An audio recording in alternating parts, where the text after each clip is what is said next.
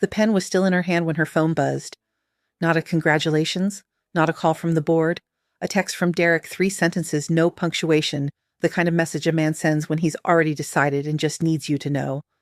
Move your things out before Sunday. I'm having people over. We're done. Stacy Richardson set the pen down on the conference table. $28 billion signed. Witnessed. Done. She folded the text away and looked out at the city below. He had no idea, and she had no intention of telling him tonight. Before we go any further, if this story's already hitting different drop your country and local time, in the comments, I want to know exactly where in the world you're watching from. Now let's go back all the way back to where this really started. If you're new here, subscribe and hit that notification bell. Every week we bring you stories about women who stayed quiet, stayed focused, and let the truth do the talking. You don't want to miss what's coming. The man who never asked. The first time Stacy tried to tell him they were at dinner. Not a fancy restaurant, just the kitchen table, a Tuesday night leftover rice, and the kind of quiet that used to feel comfortable. She had her laptop open beside her plate, something she rarely did because that afternoon she had received the first serious acquisition inquiry Richardson Viridian had ever gotten. A number with 9 digits attached to an email from a firm she recognized immediately. She turned the screen toward him. Derek, I need to tell you something about my work. Something I should have explained better a long time ago. He was scrolling through his phone. His thumb didn't stop moving. The consulting work, it's not exactly consulting. Can we talk about this later? He set his phone down just long enough to reach across her for the salt shaker. I had a brutal day. Hendricks moved the Henderson pitch to Friday and nobody told me until 4 o'clock. I swear that office runs on chaos. He picked his phone back up. Stacy closed the laptop. She told herself she would try again. She did once more about 4 months later on a Sunday morning when Derek was in a good mood, when the light in the kitchen was warm and he was laughing at something on television. She sat down across from him and said, I want to walk you through what I actually built, from the beginning. He looked at her, really looked for a moment. Then his eyes moved back to the screen. You work in tech stuff, right? Data systems or whatever. Yes, but I respect it, he said, and he meant it the way people mean things they've already filed away. You're smart. You always have been. He reached over and patted her hand once, twice. I don't really understand that world, babe. You know that. She nodded. She never brought it up again. What Derek understood was visible things. Square footage, the cut of a suit, which restaurants had the right kind of dim lighting, the kind that made you look successful just by being inside them. He understood the language of appearance, spoke it fluently, lived inside it completely. A woman who came home in flats and spent her evenings on encrypted calls, she never explained that wasn't the kind of wife he had imagined for himself. Not anymore. He had imagined Vanessa. He had been imagining her for 11 months before he did anything about it. And then when he did something about it, he stopped imagining and started planning. A new apartment, a fresh start, a woman who wore heels to dinner even when they weren't going anywhere special. He told himself it wasn't about money. It wasn't entirely a lie, but it wasn't entirely the truth either. Claudine Lawson had opinions about most things and kept none of them to herself. She had decided about Stacy early within the first Thanksgiving, if anyone was keeping track. The girl was polite, fine enough looking, but she had a stillness about her that Claudine read as absence of quietness she interpreted as having nothing to say. She's pleasant, Claudine told her sister over the phone back when Derek and Stacy had been married less than a year. But I don't understand what she does. Something with computers. Derek says she works from home mostly. I don't think she's very ambitious. Her sister asked if she was good to Derek. Claudine paused. She doesn't dress for him, she said finally, as if that answered it. A woman who wants to keep her man dresses for him. 6 years later, her opinion had calcified into fact. When Derek told her about Vanessa, Claudine had nodded slowly, unsurprised the way people nod when they feel their instincts have been confirmed. Vanessa has presence, she told him. You can see it when she walks into a room. That's important, Derek. A man in your position needs a woman who elevates him. Derek agreed. He was good at agreeing with his mother. The morning he signed the papers on the new apartment, Stacy was in a car heading to a pre-closing review. She had been up since 5. She had reviewed 340 pages of acquisition documents between Tuesday and Thursday of that week, flagged 4 clauses, had them revised, and signed off on the final language at 11:15 the night before. Patricia had texted her at midnight, "We're ready. Tomorrow is real." Stacy had put her phone on the nightstand and listened to Derek breathe beside her in the dark. He slept easily. He always had. She used to find it comforting, the steadiness of it, the way it meant he wasn't carrying anything heavy to bed. Now she understood it differently. He slept easily because he never held anything complicated enough to keep him awake. She lay there for another hour. Not anxious, just awake. The way you stay awake the night before something you've been building toward for 18 months finally closes. Derek signed his name at 10:47 a.m. The agent slid the folder across the desk with a smile. New building, 22nd floor, floor-to-ceiling windows facing east. A doorman, a gym. Vanessa had already picked out a rug. He felt good. The clean, forward-moving feeling of a decision made and committed to. The pen scratched across the signature line, and it felt like a door closing quietly, firmly, without drama. He didn't think about Stacy when he signed. He barely thought about the prenuptial agreement he had signed 7 years earlier, the one his own attorney had flagged twice as unusually specific about premarital assets. He had skimmed it. The words Richardson Viridian Holdings had appeared 3 times in the document. He had not recognized them as anything worth pausing on. He drove to lunch after, ordered the steak, texted Vanessa a photo of the view from the 22nd floor. She sent back 3 fire emojis and the words, "Our place." He smiled at his phone. 12 blocks north, in a 43rd floor conference room that overlooked the same city skyline, a woman with twisted locks and a charcoal wrap dress was pressing a pen to the final signature line of a different document entirely. The number at the top of that page read $28,000, 0000000. Marcus Webb, seated across from her, said quietly, "This is a historic moment." Stacy Richardson finished signing her name, set the pen down, looked out at the city. Somewhere in that city, her husband was eating a steak and smiling at his phone. He had no idea. He never did. What a quiet woman builds. The $40,000 came in a plain envelope. No ceremony, no lawyer present. Just Stacy's grandmother, Dorothy Richardson, sitting at her kitchen table on a Wednesday afternoon with a cup of tea that had gone cold, sliding the envelope across the oilcloth like it was a grocery list. "This is yours," Dorothy said. "Been yours since you were 19. I just held it until you knew what to do with it." Stacy was 26. She had spent the previous 3 years working as a data systems analyst at a mid-sized pharmaceutical logistics firm, a job most people at dinner parties couldn't explain after she described it, which suited her fine. She had spent those 3 years watching the same problem appear in every quarter report, every supply chain audit, every conversation between department heads who didn't quite understand what they were looking at. The infrastructure was broken. Not visibly, not catastrophically, but in the slow, expensive, invisible way that costs companies hundreds of millions of dollars annually and never gets traced back to a single source because no one has built the system to trace it. She had been sketching the solution in a notebook for 8 months before Dorothy slid that envelope across the table. She looked at it for a long moment. Then she picked it up. Richardson Viridian Holdings was incorporated 11 months later, named for Dorothy's maiden name and the Latin root for truth, which Stacy had chosen at 2 a.m, sitting on the floor of a studio apartment with incorporation documents spread around her in a half circle. She registered everything under her own maiden name. Not strategically, not yet. Simply because it was her grandmother's money and her grandmother's name, and it felt right to keep it that way. She told no one, not because she was hiding it, because there was nothing yet to tell. A company without revenue is just a document. She had learned early that announcing things before they were real only invited people to have opinions about something they couldn't yet see. She would wait until it was real. The first 18 months were the kind of hard that doesn't make for a good story. No dramatic near bankruptcy, no single moment of crisis, just the relentless grinding work of building something from nothing. Cold emails that went unanswered for 6 weeks, then 7 then. Finally, a response from a procurement director at a regional pharma distributor who agreed to a 15-minute call that turned into 90 minutes and ended with the words, "Send me a proposal." Stacy built the proposal in 4 days, slept a combined 11 hours across those 4 days, sent it on a Thursday morning at 6:15 a.m., and then went to her day job and sat through a 3-hour compliance meeting without checking her phone once. The contract came back signed 2 weeks later. She called Dorothy that evening. "First one," she said. Dorothy was quiet for a moment. Then, "How many more do you need?" Stacy looked at her notebook. The sketch had grown into 40 pages of system architecture, market analysis, and revenue projections. "Enough," she said. "I'll know when I get there." She met Derek 8 months after that first contract.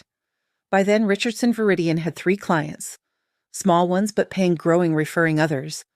She was still working her day job, still building in the margins of evenings and early mornings. She was also, for the first time in years, allowing herself to surface occasionally, to go to dinners, to accept invitations, to exist somewhere outside of spreadsheets and server architecture. Derek was at a mutual friend's rooftop gathering. He was easy to talk to, confident in the comfortable way of a man who had never been told no by the right people. He made her laugh twice in the first hour, genuinely, not politely, and that felt rare enough to pay attention to. She did not tell him about the company that night. She did not tell him for 3 months. And then when she tried twice, as the years would show, he had already decided what she was. A woman who worked in tech stuff. Smart but quiet. Not ambitious in the ways that registered to him.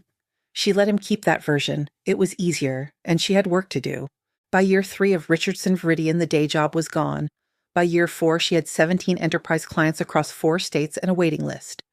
By year 5, Patricia Wells, who had been her attorney since the founding documents, sat across from her in a conference room and said with the measured calm of someone who does not use words like remarkable casually, "Stacy, what you've built here is remarkable." Stacy had looked at the quarterly report in front of her. The numbers were clean. The architecture was holding. The system she had sketched in a notebook on the floor of a studio apartment was now running supply chain data for 11 of the top 50 pharmaceutical distributors in the country. "We're not done," she said. Patricia had smiled. "No, I don't think you are." The acquisition conversation began 18 months before the signing. A firm reached out through a third party, the kind of approach that signals serious money because only serious money moves that carefully. Stacy read the initial inquiry twice, then set it aside for 48 hours before responding. She wanted to know if she still felt the same about it after the first wave of reaction passed. She did. What followed was 18 months of negotiation conducted entirely in silence. No leaks, no rumors, no mentions at dinner. Derek commented once that she seemed distracted, and she told him it was a difficult project timeline, which was true in the broadest sense of the word. He accepted that. He was good at accepting things that didn't require further examination. Patricia had been her anchor through all of it. Every counteroffer, every revised clause, every 11 p.m. call, where one of them would say we're close and the other would say not, yet push back on Article 7. They had pushed back on Article 7 4 times. They had gotten what they wanted each time. The morning of the signing, Stacy had stood in front of her bathroom mirror for exactly 1 minute. She was wearing the charcoal wrap dress. Her locks were down. She looked the same as she always looked, the same woman Derek had dismissed as background noise for 6 years, the same woman Claudine had written off at the first Thanksgiving, the same woman who had been building something in the margins of a life that no one around her had thought to look closely at. She picked up her bag. She drove to the 43rd floor. She signed her name. And somewhere across town, the man who had never once asked what she was building was sleeping in until 9, completely unbothered, completely certain he already knew everything about her that mattered. He did not. He never had. The engagement party he planned. Vanessa found the venue first. She had been looking for 3 weeks, not secretly, not carefully, but the way a woman looks for something she has already decided she deserves. She had a folder on her phone. Screenshots of private dining rooms, rooftop terraces, restaurants with the right kind of ambient lighting and the wrong kind of prices. She showed Derek each one with the practiced enthusiasm of someone auditioning for a role she believed she had already been cast in. He approved the third option without looking closely. A private dining room at Meridian House, 40 guests, open bar, a menu that cost more per head than Stacy spent on groceries in a month. Vanessa booked it on a Wednesday afternoon, sent Derek the confirmation, and then spent the following hour texting her friends details they hadn't asked for yet. Derek forwarded the confirmation to his assistant and asked her to handle the invitations. That was the extent of his planning. Claudine arrived at Derek's office unannounced on a Thursday, something she did often enough that his assistant had stopped reacting to it. She sat across from her son with her burgundy blazer buttoned to the top and a look on her face that meant she had been rehearsing this conversation in the car. "I want to talk about the guest list," she said. Derek leaned back. "It's 40 people, Mom. It's handled. I want the Hendersons there, and Pastor William's family." She paused, "And I don't want it to feel rushed. People will talk if it feels rushed. It's an engagement party, not a wedding. Everything is a preview." She smoothed her blazer lapel with 2 fingers. "Vanessa understands that. She called me Tuesday to ask about flowers. Did you know that she called me? On her own." The implication hung in the air between them, unsaid, but unmistakable. Stacy never called. Derek said nothing. Claudine folded her hands in her lap. "I'm just saying, A woman who puts in that kind of effort, that's a woman who takes the role seriously. She looked at her son with the specific satisfaction of a person who believes they have finally, after years of patience, been proven right. You made the right decision, Derek. He nodded. He was good at nodding. The call with the divorce attorney came on a Friday afternoon. His name was Gerald Okafor, referred by a colleague known for being efficient, known for moving quickly through asset division without sentiment. Derek had liked him immediately in the consultation. The man spoke in numbers and timelines. Derek understood numbers and timelines. Tell me about shared assets, Gerald said, his pen already moving. Derek listed them. The joint savings account, roughly $40,000 remaining after the apartment deposit. A shared investment portfolio worth approximately $90,000. The furniture, which neither of them cared about. The car, which was in Derek's name. Gerald wrote it all down without expression. Any business interests, either party? Derek shifted in his chair. She does some kind of tech consulting. Works from home. I don't think it amounts to much. Does she have a registered business entity? Probably. She mentioned something once, a holding company or whatever. I don't remember the name. Gerald looked up from his notepad. We'll want to identify that. Any business interest formed during the marriage is potentially subject to equitable distribution. Derek nodded slowly. The number he was imagining was modest. Something in the low six figures, maybe. Enough to make the filing worthwhile.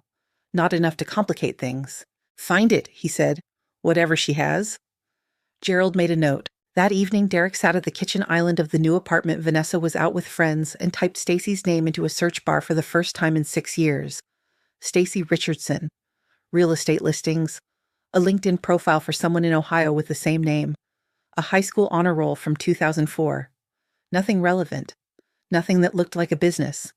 He tried variations. Stacy Richardson Tech. Stacy Richardson Consulting. Stacy Richardson Biotech. Nothing. He put his phone down and poured himself 2 fingers of whiskey. He felt a small, satisfied loosening in his chest, the kind that comes when you search for something threatening and find nothing. Whatever Stacy had built, it was small enough to be invisible. Quiet work for a quiet woman. He finished the whiskey. He did not think to search the name Richardson Viridian. He did not know the name Richardson Viridian. He had seen it 3 times in the prenuptial agreement 7 years ago and had not retained it the way you don't retain the name of a street you drive down once in a city you're just passing through. 2 days before the engagement party, Vanessa stood in the center of the new apartment surrounded by shopping bags and asked Derek if he was happy. The question caught him slightly off guard, not because it was hard, but because it was the kind of question that assumes the answer is yes and just wants to hear it confirmed aloud. Yeah, he said, I am. She smiled and went back to unwrapping a throw pillow. He watched her for a moment, the easy confidence of her movements, the way she arranged things, without second-guessing herself, the way she filled a room with forward motion. This was what he had wanted. This visible, bright, uncomplicated version of a life. Stacy had never filled a room that way. She had occupied rooms quietly, completely in the way of someone who doesn't need the room to know she's there. He had mistaken that for emptiness. Gerald Okafor filed the preliminary divorce paperwork on a Monday morning. On page 7, under the section marked Business and Commercial Assets Marital Estate, he had listed, based on Derek's description, Richardson Viridian Holdings, believed to be a consulting entity, value undetermined, formed during marriage, subject to equitable distribution claim. Every word of the last clause was legally aggressive. Every word of it was also based on a lie Derek hadn't realized he was telling, because to lie about something you first have to know what it is. He didn't know what it was. He had never asked. She signed at 9 a.m. Stacy was awake at 4:53, not because of an alarm. She had set 6:15 enough time to dress and review the final summary Patricia had sent at midnight, but her body had decided that sleep was finished long before that. She lay in the dark of the hotel room she had booked for the night before, the signing, listening to the particular silence of a city that hasn't started yet, and felt something she didn't immediately have a name for. Not nervousness. She had moved past nervousness somewhere around month 14 of the negotiation, in a conference call where the acquiring firm's lead counsel had pushed back on a revenue share clause for the 3rd consecutive time, and she had simply said then, "We're done here," and meant it, and the call had gone quiet for 11 seconds before he said, "Give us 48 hours." She had learned in that moment that she had already become someone who could walk away from $28 billion without her voice changing. Nervousness had not survived that discovery. What she felt this morning was closer to stillness, the particular stillness of standing at the end of something very long. She got up, made coffee with the small machine on the desk, stood at the window in the dark and watched the city below begin its slow gray reassembly delivery trucks, a lone jogger, the gradual brightening at the edge of the skyline that meant the sun was deciding to show up again. She thought about Dorothy. Not with sadness, just with the quiet factual recognition that her grandmother had handed her an envelope and said, "This is yours," and had been right in a way neither of them could have fully understood at the time. $40,000. A name. A belief that some things are worth building in the margins of a life in the hours before anyone else is awake in the notebooks no one thinks to look at. I got there, Dorothy, she thought. I got there. Patricia arrived at the hotel at 7:30 with 2 coffees, a leather portfolio, and the focused calm of a woman who had been preparing for this day for 18 months and had no intention of letting it feel rushed now that it was here. They sat across from each other at the small table by the window and went through the final checklist in the precise, unhurried way they had developed over years of working together, the kind of rhythm that doesn't need to announce itself. Article 14 is clean, Patricia said, turning a page. The revenue share language holds. IP transfer is exactly what we agreed in March. Stacy nodded. Board composition post-acquisition. Your seat is protected for a minimum of 4 years. With renewal terms, you can negotiate from a position of strength. Patricia looked up over her reading glasses. Marcus's team pushed hard on that one, as you know. We held. We held, Stacy confirmed. Patricia closed the portfolio, set both hands flat on the table, looked at her client, at this woman she had watched build something extraordinary in the quietest possible way, without fanfare, without shortcuts, without ever once asking anyone else to carry the weight of it. How do you feel? She asked. Stacy considered the question seriously, the way she considered most things. Ready, she said. Patricia picked up her coffee. Good. Because in about 90 minutes, you're going to walk into that room and sign your name to something that changes everything. She paused. And then we're going to get you the best lunch of your life. Stacy smiled, small, genuine, the kind she didn't distribute freely. After, she said. The 43rd floor conference room at Vantage Capital Group faced east, and at 9 a.m. The morning light came through the floor-to-ceiling windows at an angle that made everything look slightly more significant than usual, which Stacy would think later was appropriate. Marcus Webb was already seated when she arrived. He stood when she entered, not performatively, but with the natural courtesy of a man who respected the person walking through the door. Beside him were 2 members of his legal team, a notary and a woman from the communications department who would handle the press release the moment the ink was dry. The room smelled like fresh coffee and new paper. Stacy set her bag down, took her seat across from Marcus, opened her own portfolio to the final signature page. Marcus looked at her across the table with the measured expression of a man who had been in many rooms like this one and knew how to read them. Before we begin, he said, I want to say something on the record. He glanced briefly at his counsel, then back at her. Richardson Viridian is the most cleanly built company I have seen come across this table in 22 years. The architecture, the client relationships, the financial discipline, it is exceptional work. He paused. You are the most important deal maker in this room, Stacy. I want that said before the signatures.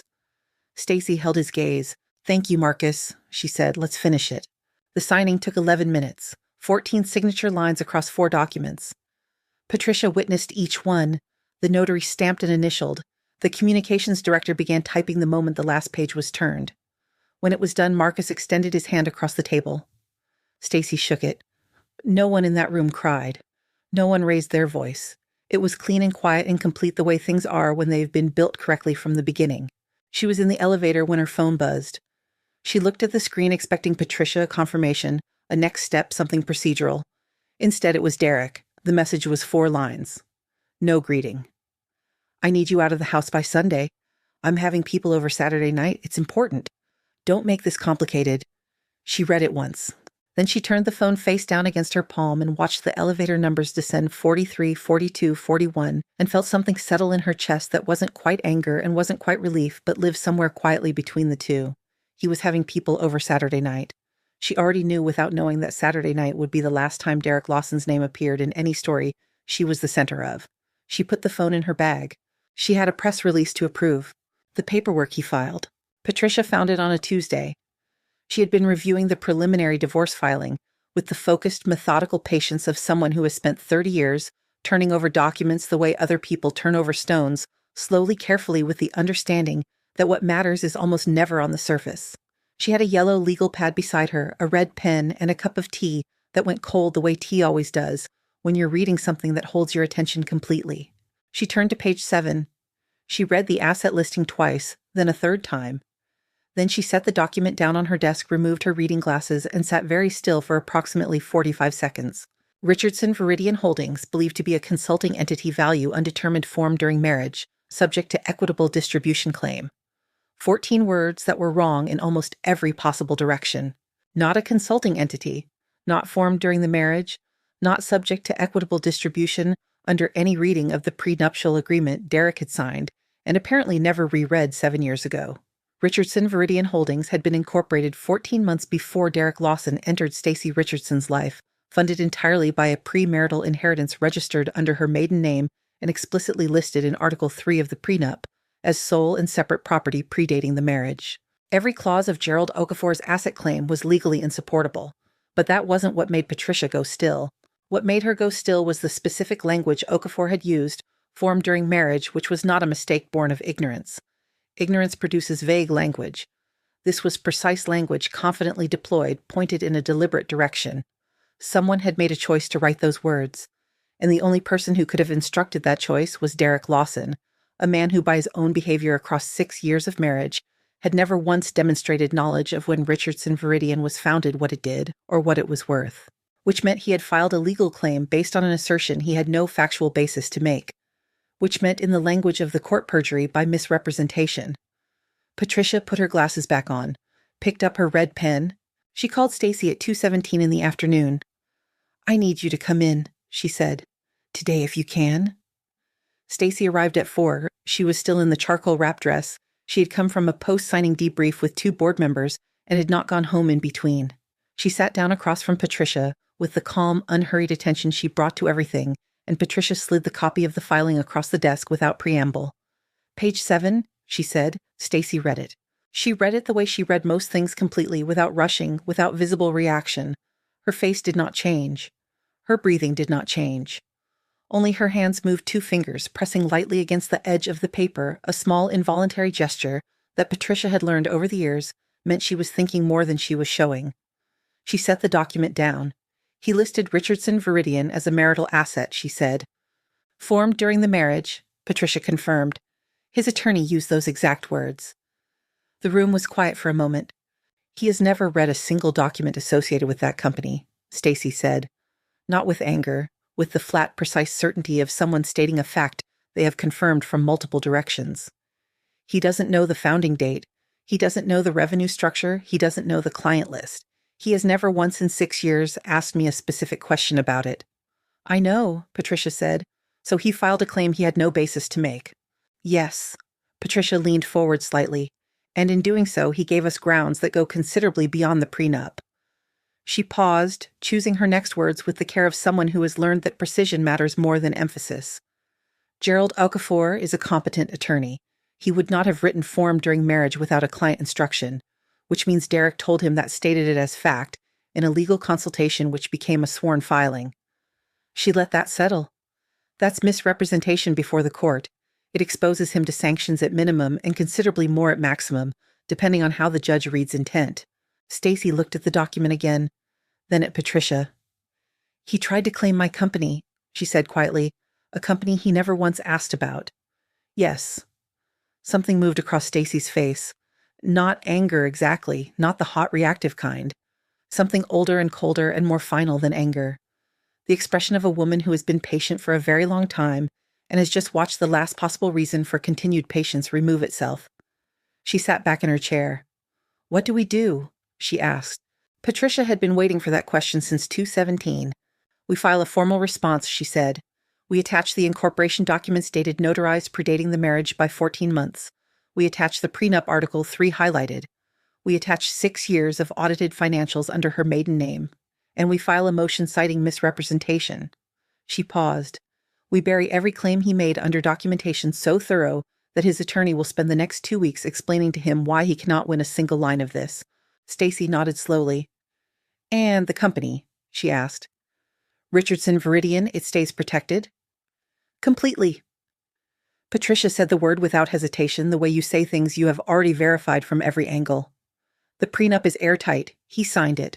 His own attorney witnessed it. There is no argument he can make that survives contact with that document. She folded her hands. He doesn't get $1 of it. He never did. The room was quiet again. Then Stacy said simply, "Good." Patricia looked at her across the table at this woman who had built something extraordinary and protected it with equal care, who had been dismissed and overlooked and written off and had simply kept building anyway, who had never raised her voice or made a scene or asked anyone to witness her patience. "He just gave us everything we need," Patricia said. Stacy nodded. "I know," she said. What Vanessa didn't know. Vanessa spent Thursday afternoon at a home goods store on the north side of the city. She had a cart and a vision and the particular energy of a woman who believes she is decorating the first chapter of something. Linen throws in ivory and sage, a set of matching ceramic canisters, 2 oversized candles that smelled like cedar wood and cost $47 each, which she placed in the cart without checking the price, because checking the price felt inconsistent with the version of herself she was currently inhabiting. She sent Derek a photo of a floor lamp she liked. He responded 12 minutes later with a thumbs-up emoji. She put the lamp in the cart. What Vanessa did not know, what she had no reason to suspect, no framework to imagine, was that 40 minutes earlier, Gerald Okafor had called Derek and delivered information in the measured, careful tone attorneys use when they are saying something unpleasant and want the unpleasantness to land gradually rather than all at once. The preliminary filing had been reviewed by opposing counsel, Okafor explained. A formal response was being prepared. There were... He paused here, the specific pause of a man selecting his words from a limited inventory. Some complications with the asset characterization on page 7. Derek had stood in the parking garage of his office building, keys in hand, and asked what kind of complications. Okafor told him, not everything. Not the full scope of what Patricia had found and what she was preparing, but enough the incorporation date, the prenuptial language, the maiden name registration, enough for Derek to understand that the confident claim he had instructed his attorney to file was built on a foundation he had invented without realizing he was inventing it. He had stood in that parking garage for a long time after the call ended. The city hummed around him indifferent. The problem Derek was beginning to understand was not just legal. The problem was that he had told Gerald Okafor clearly, directly, in a paid legal consultation that Richardson Viridian Holdings was formed during the marriage. He had said it with the easy confidence of a man stating a fact. He had not hedged. He had not said, "I believe," or "I think," or "I'm not entirely sure." He had said it as though he knew. He had not known. He had assumed. And the assumption had traveled from his mouth into a legal document and was now sitting in a court filing with his name attached to it. He drove home without remembering the drive. Claudine called that evening at 7:15. She was in good spirits. She had confirmed the Henderson family for the engagement party and had spoken to the restaurant about the floral arrangement, centerpieces which were going to be elegant. She said really elegant, not the kind of thing you see at every event. She talked for 9 minutes before Derek said anything more than a meme and yeah. Then she said, "Have you heard anything from Stacy's side?" Her attorney. Derek was quiet for a moment. "There's some back and forth on the filing." "That's normal," Claudine said with the authority of someone who had been divorced once and considered herself an expert. "They always push back on assets. Standard procedure." Derek said nothing. Claudine shifted. "What kind of back and forth? It's fine, Mom." Derek. "It's being handled." She let it go, but only outwardly, in the way she let most things go, by filing them away for later under a tab labeled "Things that will require revisiting." She moved on to the party logistics, told him Vanessa had been an absolute joy to coordinate with, told him the venue confirmed 42 confirmed guests, now possibly 44. After they hung up, she sat in her living room with the television on, and a thought turning slowly in the back of her mind, the thought of a woman who had dismissed someone too quickly and was now for the first time experiencing the faint, uncomfortable sensation of wondering if she had missed something. She picked up her phone, opened a browser, typed Stacy Richardson biotech. The results loaded. A LinkedIn in Ohio, a conference speaker listing from 2019 for someone with a different middle initial, a research paper from a university she didn't recognize. Nothing that looked like a company. Nothing that looked like money. Nothing that looked like a threat. Claudine exhaled slowly, set her phone face down on the armrest. She had been right all along. Whatever Stacy had, it was small, manageable. Quiet work for a quiet woman, exactly what she had always said. She turned back to the television. She did not think to search Richardson Viridian Holdings. She did not know that name existed. She was in this moment the most confidently wrong she had ever been in her life, and the feeling was indistinguishable from relief. Meanwhile, in a clean, simply furnished home office on the east side of the city, a woman with twisted locks and a cup of tea that was actually still warm sat across from her laptop and read through the press release one final time. Patricia had submitted the draft at 6 p.m. The communications team at Vantage Capital had their version ready. Both releases were locked behind an embargo that lifted at midnight, at which point every major financial publication in the country would receive simultaneously the same story. Richardson Viridian Holdings acquired by Vantage Capital Group in landmark $28 billion deal founder Stacey Richardson to retain board seat and creative direction of expanded infrastructure division. Stacey read her name in the headline. Not Lawson, Richardson. The name on the incorporation documents, the name on the prenup, the name on 14 years of work that had never needed anyone's permission to exist. She approved the release at 9:57 p.m. 3 minutes before midnight, she made herself another cup of tea. At midnight, the embargo lifted. By morning, the name Richardson Viridian would be on the front page of every financial outlet in the country. By morning, 42 people would be arriving at Meridian House for a party that was about to become something no one in that room had planned for. Vanessa at that moment was asleep. The floor lamp she had chosen was assembled in the corner of the bedroom, its warm light still on, casting a soft glow across a room she had decorated with great confidence for a future she did not yet know had already changed. The morning the papers ran. The first message came in at 6:47 a.m. Derek was still half asleep when his phone lit up on the nightstand, a text from a colleague named Brandon, who worked 2 floors above him and had the particular habit of sending messages before 7 a.m. when he found something interesting enough to share immediately. Yo, is this your wife? A-Link. Bloomberg. Derek squinted at the screen in the dark, didn't register it fully, put the phone face down and closed his eyes again. The second message came 4 minutes later. Different colleague, same link, different publication. Reuters this time. The third message was from his college roommate who he had not spoken to in 8 months. Bro, call me when you're up. Derek sat up. He read the Bloomberg article first. He read it the way people read things they are not prepared for, slowly at first, then faster, then back to the beginning, because the brain refuses to accept the information at the speed it arrived. His eyes kept snagging on specific phrases and losing the thread and returning to the top. Richardson Viridian, Holdings, the biotech infrastructure firm founded by Stacey Richardson, and he looked at the founding date. He read it again. 14 months before their first date, 16 months before he had any knowledge of her existence, a company that had been running, growing, and generating revenue for the entire duration of their marriage for years before their marriage, while he sat across dinner tables and changed the subject and told himself he respected her in the comfortable way of a man who has never once tested that claim. He scrolled to the number, $28 billion. The digit sat on the screen with the blunt, unarguable authority of a fact that has been legally documented, publicly verified, and witnessed by people whose job is to confirm exactly this kind of truth. He put the phone down on the bed. He picked it up again. He put it down again. Vanessa found him in the kitchen 20 minutes later, standing at the counter with his coffee untouched and his phone face up beside it. She could tell from the specific quality of his stillness, the kind that isn't peace, the kind that is a man trying to hold something still that is already moving, that something was wrong. What happened? She asked. He turned the phone toward her without speaking. She read the headline, then the subheading, then the number. The silence that followed had a texture to it, the dense, pressurized silence of 2 people processing the same information from completely different directions. Vanessa set the phone down carefully, the way you set something down when you are thinking about what to say and have not yet decided. How did you not know? She asked. It was the wrong question, or possibly the most precise question. It was hard to tell the difference in that moment. Derek said nothing. By 9 a.m., the story had traveled the full distance of a financial news cycle, which is to say, it had moved from Bloomberg and Reuters to the Wall Street Journal to 3 industry newsletters to a financial Twitter thread that someone in Derek's office had screenshot and dropped into the company-wide Slack channel under the subject heading, Interesting Morning. The screenshot included Stacey's name, her photo from the signing taken by the communications team at Vantage Capital, released with the press materials. She was standing at the conference table, pen in hand, looking directly at the camera with the composed, unhurried expression of a woman who has been waiting a long time for this particular moment and has no intention of performing it for anyone.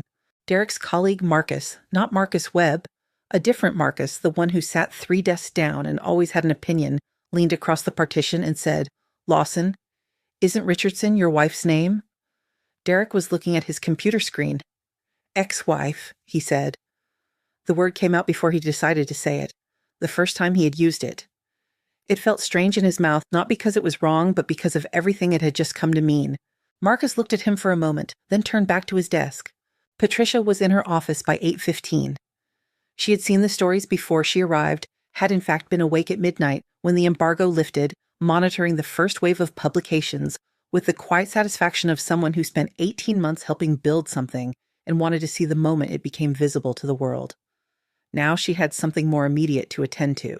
She opened the court filing software, pulled up the response document she and her paralegal had been assembling since Tuesday, attached the supporting documents in order incorporation certificate dated 14 months before the marriage, prenuptial agreement Article 3 highlighted in yellow, 6 years of audited financials under the Richardson name, board minutes, IP registration certificates, the acquisition term sheet, which alone was sufficient to establish the company's value at a number that made Derek's asset claim not merely incorrect, but, and this was the word Patricia used in the formal response deliberately with precision, frivolous.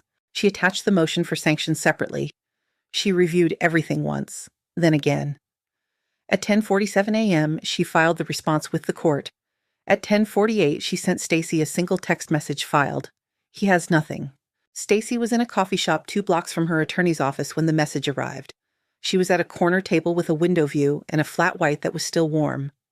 She had slept 7 hours more than she had slept in 3 weeks and had woken up to 46 unread messages, which she had looked at briefly and then set aside in favor of getting dressed and going somewhere quiet. She read Patricia's text, set her phone face down on the table, looked out the window at the ordinary Tuesday morning moving past outside a woman walking a dog, 2 men in hard hats, a delivery truck idling at a red light, the world proceeding at its usual pace entirely unconcerned with what had just shifted inside it. Derek's phone, she knew, had not stopped buzzing since 7 a.m. He didn't know why, not fully, not yet. He would by evening. She picked up her coffee. She had nowhere she needed to be until 3. For the first time in longer than she could easily remember, that felt exactly right. The night he announced it. Meridian House was exactly what Vanessa had wanted. Warm lighting, low and amber, the kind that softens everything it touches. White florals and tall vases at each end of the private dining room. 42 guests arranged around 4 round tables dressed well, holding champagne flutes, making the pleasant noise of people who have arrived somewhere they consider worthy of their presence. The room smelled like fresh flowers and expensive cologne, and the particular excitement of an occasion that has been planned with care. Vanessa stood near the entrance in a deep burgundy gown and received compliments with the practiced ease of someone who had been rehearsing this version of herself for 11 months. She touched Derek's arm often. She laughed at the right moments. She had, by any visible measure, arrived exactly where she intended to be. Claudine was at the center table. Burgundy blazer, silver earrings. The expression of a woman who has been proven right and wants everyone in the room to feel it without her having to say it directly. Derek moved through the room with a glass of whiskey and the slightly distracted energy of a man carrying something he hasn't put down yet. He smiled when smiled at. He answered questions. He was present in the functional sense of the word, body in the room, voice-engaged eyes occasionally elsewhere. The Bloomberg article had been open on his phone 17 times since morning. He had not told Vanessa about the court filing response. He had not told anyone. Gerald Okafor had called at 2 p.m. and left a voicemail Derek had listened to once and not returned. Tonight was not the night for that. Tonight was the announcement. Tonight was forward motion. He had decided this in the car on the way over, gripping the steering wheel with both hands. Tonight is forward motion. Dinner was served at 7:30. The room settled into its chairs.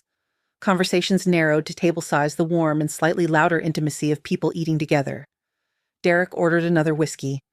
Vanessa placed her hand over his on the table, and he turned his palm upward and held it, because that was the gesture the moment called for, and he was still good at gestures. Claudine leaned across to a family friend at the adjacent table and said something that made the woman laugh. The flowers were objectively elegant. The food was good. The room was everything Vanessa had wanted it to be. At 8:15, Derek stood. The room quieted with the natural expectant hush of a group that has been waiting for exactly this. He held his glass.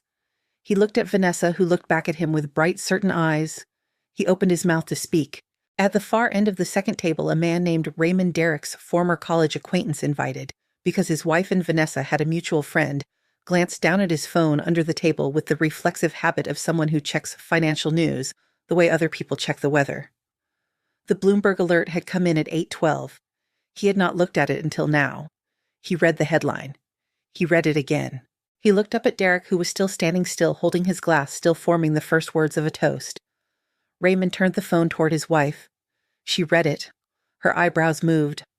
Raymond looked around the table, once the particular look of a man deciding whether to say something, and then said it. "Wait."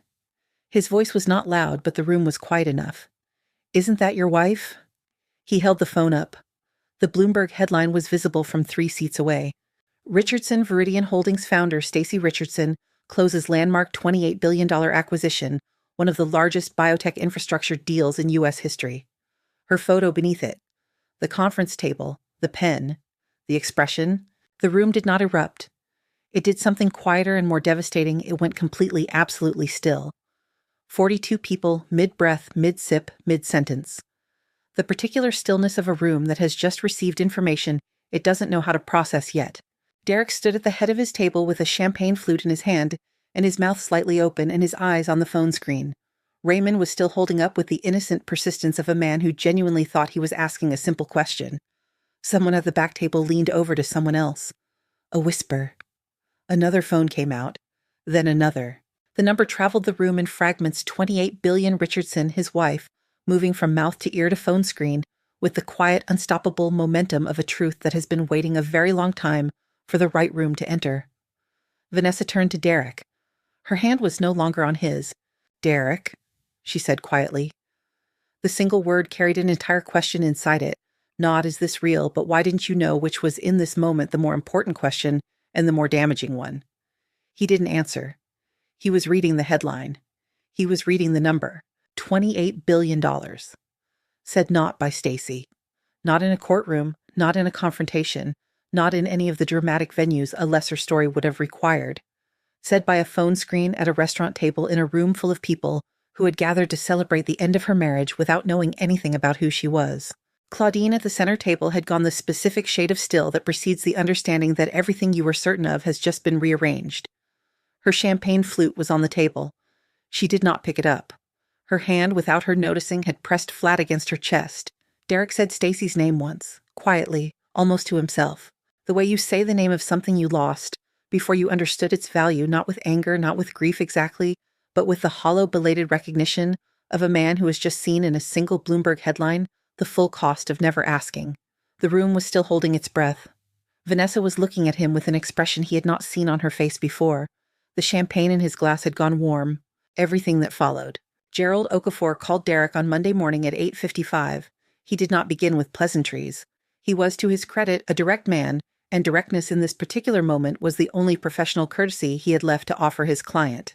"I've reviewed opposing counsel's response in full," he said. "I want to walk you through where we stand." Derek was in the new apartment. Vanessa had not stayed Sunday night. She had left Saturday after the party had dissolved into the particular awkward silence of an occasion that has run out of reason to continue with a kiss on his cheek that felt like punctuation rather than affection, and a quiet, "I'll call you tomorrow," that they both understood on some level she did not mean. He was sitting at the kitchen island with a coffee he had made and not touched. "Walk me through it," he said. Okafor walked him through it. The incorporation certificate dated 16 months before Derek had ever met Stacy, notarized, filed with the state unambiguous. The prenuptial agreement Article 3, which Okafor read aloud in its entirety, each clause landing with the flat weight of language that had been written specifically to survive exactly this situation. The 6 years of audited financials, the IP registrations, the acquisition and term sheet, and then the motion. "Opposing counsel has filed for sanctions," Okafor said carefully, "based on the misrepresentation in the original asset filing. Specifically the characterization of Richardson Viridian as formed during the marriage." Derek was quiet. "I have to be honest with you," Okafor continued. "I filed that language based on your instruction. You told me directly in our consultation that the company was formed during the marriage. I have notes. I recorded the session as I do with all clients." A pause. "You stated it as fact." "I thought it was," Derek said. "I understand that. But the court will not distinguish between deliberate misrepresentation and confident misrepresentation. The outcome is the same." Another pause, the kind that carries more information than words. "We are in a difficult position." Derek looked out the floor-to-ceiling windows at the city he had chosen this apartment to overlook. The east-facing view he had approved without looking closely. The skyline that had looked on signing day like a beginning.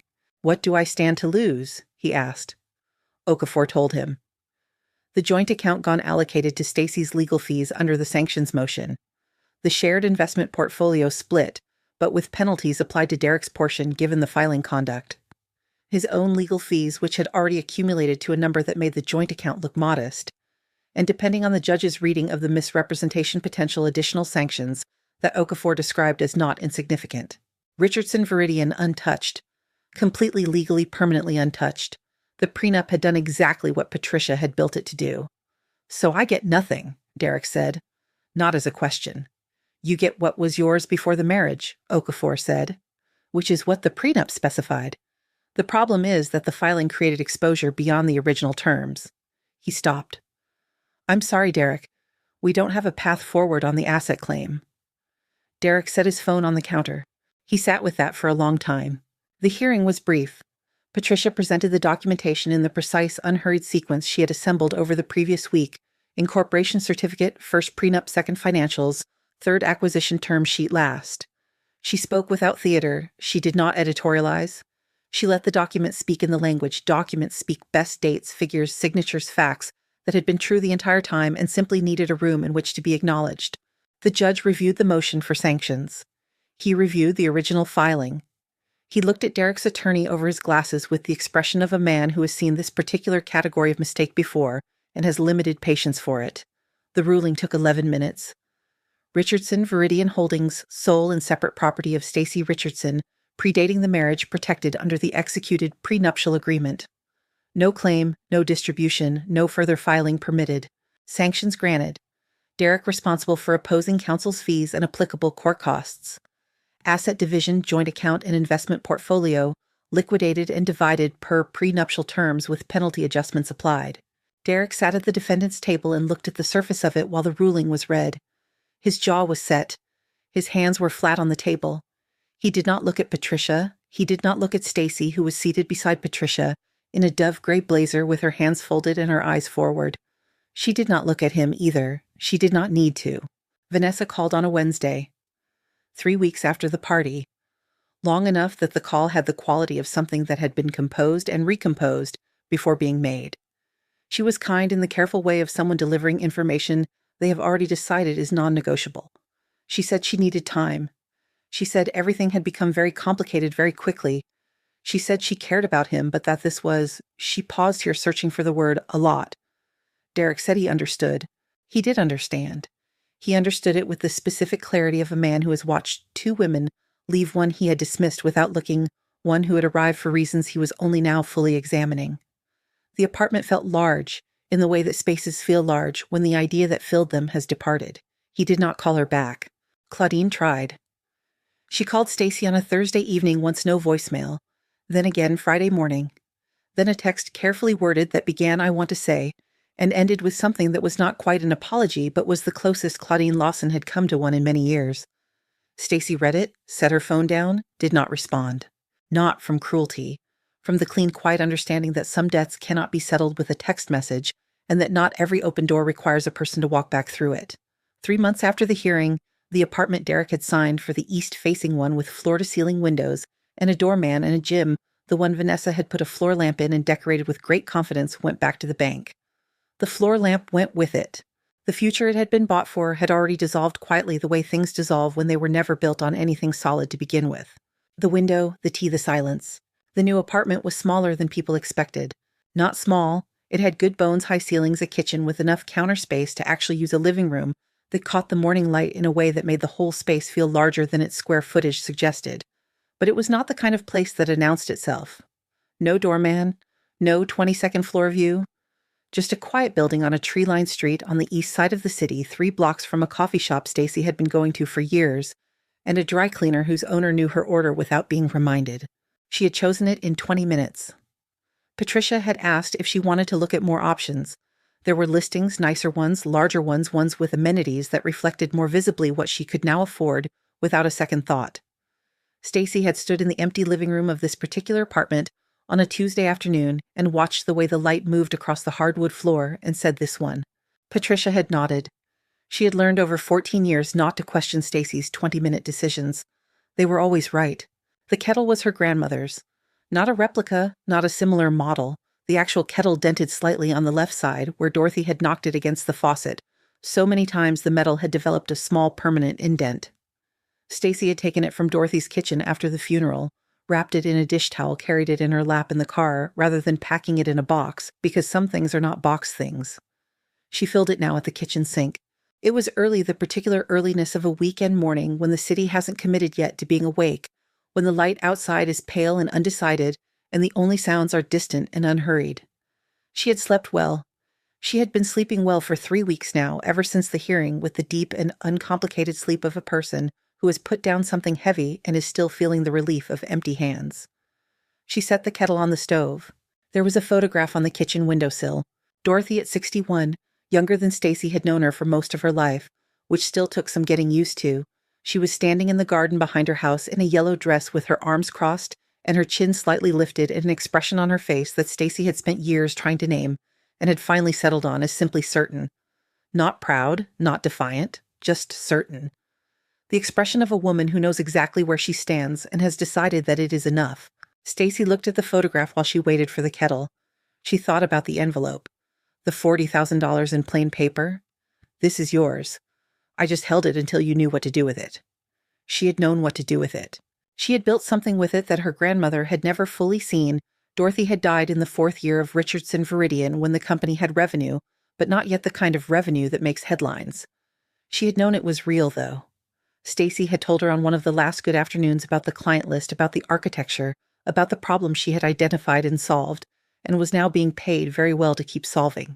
Dorothy had listened without interrupting, which was for Dorothy a form of deep respect. When Stacy finished, she had said, "I always knew you were building something. I just couldn't see it yet." The kettle began to whistle. She made the tea the way Dorothy had taught her loose leaf 2 minutes exactly, no longer poured through the small mesh strainer that lived in the drawer beside the sink. She added nothing to it. She carried it to the window seat she had positioned specifically to catch the morning light, sat down, pulled her knees up, and held the mug with both hands. Outside the street was beginning its slow morning assembly. A man walking a terrier. A woman in running clothes checking her watch at the corner. 2 pigeons conducting a disagreement on the opposite windowsill with the passionate commitment of creatures who have nothing else scheduled. Stacy watched them and felt something she had been waiting without realizing she was waiting to feel. Not triumph. She had expected triumph or something louder than this, something with more edges. The $28 billion was real. The hearing was over. The court had said what the documents had always said. All of that was real and complete and permanent. But what she felt sitting in the window with her grandmother's kettle and the morning light on the floorboards was something quieter than triumph. Something that did not need an audience or a moment or a room full of people going still with recognition. It was simply hers. All of it. The company, the deal, the years of early mornings and encrypted calls and notebooks. No one had looked at the patience that had never been weakness, the silence that had never been absence. All of it was simply completely legally permanently hers, and always had been. She thought about Derek once, not with anger, not with grief. The way you think about a road you took for a while that eventually stopped going in your direction. You don't hate the road. You just don't need to drive it anymore. She thought about Claudine's unanswered text. She thought about Patricia saying he just gave us everything we need. She thought about Marcus Webb saying, "You are the most important deal maker in this room." She thought about Dorothy sliding an envelope across an oilcloth tablecloth on a Wednesday afternoon. She took a sip of tea. Outside, the 2 pigeons had resolved their disagreement and gone their separate ways. The man with the terrier had turned the corner. The woman in running clothes had started moving again, her stride even, and unhurried, headed somewhere only she knew. The morning light had shifted warmer now, more committed, filling the room in the full and generous way of a day that has decided to show up properly. Stacy stayed in the window. She had no calls until Monday, no filings pending, no embargoes lifting at midnight, no documents to review, no clauses to push back on, no version of her name to protect. Just the tea, the light, the photograph of Dorothy in the yellow dress with her arms crossed and her chin lifted. Just the quiet. And the quiet, the real kind, the earned kind, the kind that comes not from having nothing to say, but from having already said everything that mattered, was entirely hers. It had always been. She just finally had a window to sit in while she felt it. Strength isn't loud. It doesn't need a room to notice it, a headline to confirm it, or an audience to believe in it. It builds in the margins. It signs its name in empty conference rooms. It waits and works, and one morning it sits in a window with a cup of tea and feels simply and completely like enough. That was Stacey Richardson. That was always Stacey Richardson. The lesson I keep coming back to from this story isn't about money. It isn't about the $28 billion or the prenup or the court ruling, though all of those things mattered and all of them were real. The lesson is about something that happens long before any of that. It's about what a woman does when the people closest to her have already decided what she is, and she decides quietly and without announcement to keep building anyway. Stacey never argued her case to Derek. She never raised her voice at Claudine. She never performed her ambition for anyone who wasn't willing to look closely enough to see it. She just kept going. In the early mornings, in the margins, in the notebooks nobody asked about.